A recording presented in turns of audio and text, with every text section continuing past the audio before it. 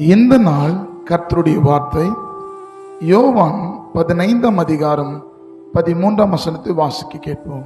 ஒருவன் தன் சிநேகிதருக்காக தன் ஜீவனை கொடுக்கிற அன்பிலும் அதிகமான அன்பு ஒருவரிடத்திலும் இல்லை. ஆனா வேதத்துல ஒருவரிடத்திலும் இல்லை. ஆனா நமக்காக கொடுத்த ஒரு அன்பு, அது இயேசு கிறிஸ்துவினுடைய அன்பு. உலகம் கொடுக்க முடியாத அன்பை ஏசப்பா இந்த நாளில் இந்த வார்த்தை கேட்கிற உங்களுக்கு அவர் கொடுப்பதற்கு உண்மையுள்ளவராய் இருக்கிறார்.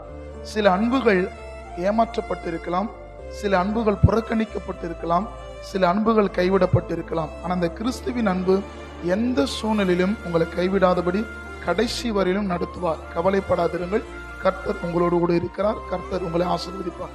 ஆமாம்.